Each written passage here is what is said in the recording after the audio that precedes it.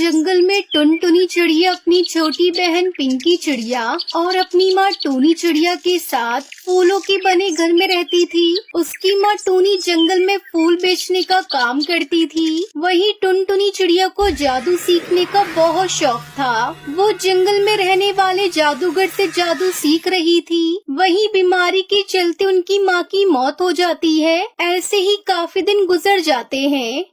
पिंकी, आज 2 दिन हो गए हैं, खाने के लिए कुछ भी नहीं है घर पर। हमें कल से माँ की जगह फूल बेचने जाना होगा। अगले दिन टुनटुनी और पिंकी जब बाग में फूल तोड़ने जाती हैं तो बाग का मालिक उसे फूल तोड़ने से मना कर देता है। देखो बेटा, मैंने ये बाग बगीचा बेच दिया है। अब तुम यहाँ से फूल नहीं तोड़ सकती। ये सुनकर वो दोनों उदास वहाँ से चली जाती है और एक सुनसान जंगल में आ जाती है। तभी टुनटुनी चिड़िया पिंकी से कहती है, पिंकी, तू अब मेरा जादू देख। ये कहकर टुनटुनी चिड़िया मंत्र पढ़ती है। तभी वहाँ पर 2 पानी से भरे मटके आ जाते हैं।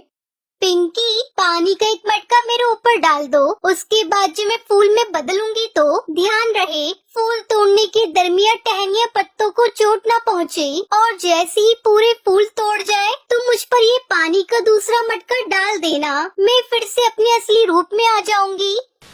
पिंकी जैसे ही टुनटुनी के ऊपर पानी डालती है वो एक बहुत ही खूबसूरत फूल के पेड़ में बदल जाती है। पिंकी जल्दी से पेड़ से फूल तोड़कर अपनी टोकरी भर लेती है और फिर दूसरा पानी का मटका उसके ऊपर डाल देती है और वो दोनों उस फूल को लेकर जंगल में जाकर बेचने लगती है।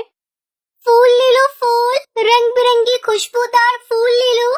वो फूल इतने सुंदर सुगंधित होते हैं कि हर कोई इस फूल की खुशबू की खूब प्रशंसा करते हैं और उनसे वो फूल खरीदने लगते हैं। इधर दूसरे जंगल में हरिया नाम का एक राजा था जो काफी दिनों से बीमार था। कोई भी दवा उस पर असर नहीं कर पा रही थी। उसका सेनापति कालू कौआ बहुत परेशान था। तभी एक सेवक वहाँ फूल लेकर आया। फूल को देखकर राजा हरिया तोता ने थोड़ी हरकत की।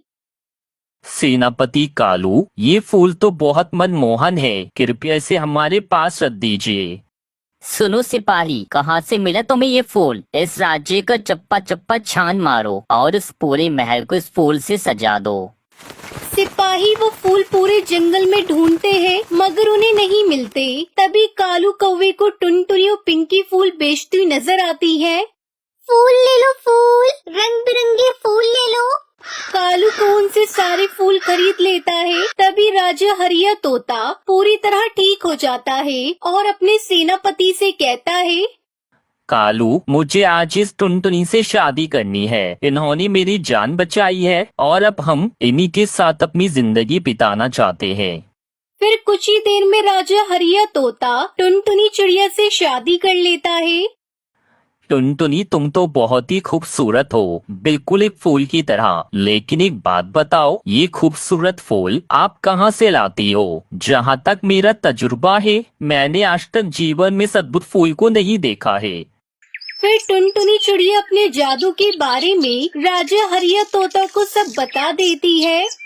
क्या तुम फूल बन सकती हो? क्या तुम मेरे लिए एक बार फूल बन सकती हो? यकीन करो, मैं फिर तुम्हें दोबारा ऐसे करने को नहीं बोलूँगा। क्यों नहीं, लेकिन हमें इसके लिए सुरक्षित स्थान पर जाना चाहिए।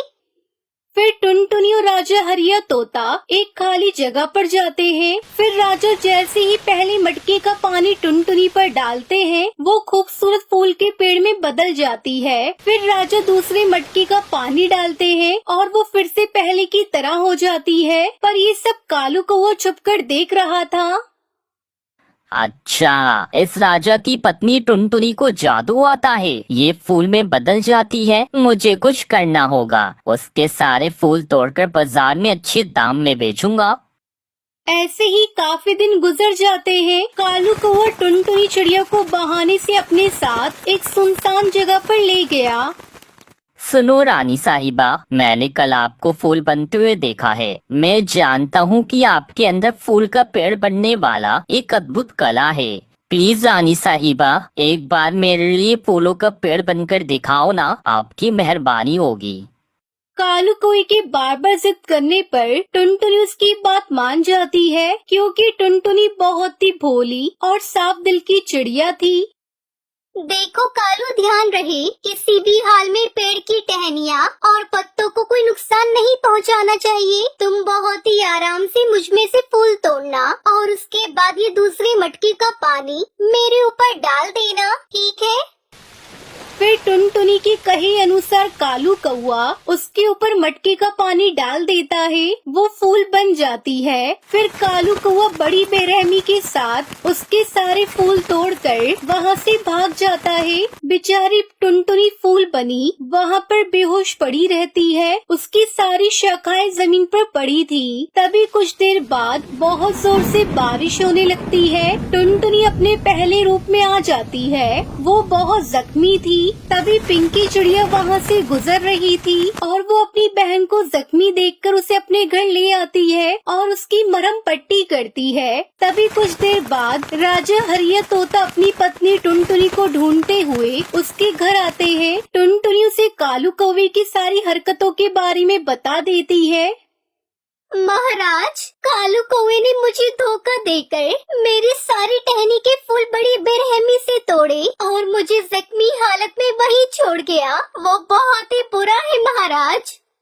ये सुनकर राजा हरिया तोता को बहुत गुस्सा आता है। वो कालू कौवे को उसके किए की सजा देते हैं। फिर टुनटुनी अपने पति राजा हरिया तोता के साथ खुशी खुशी रहने लगती है और उसकी बहन पिंकी फूल बेचकर अपनी जिंदगी गुजारने लगती है।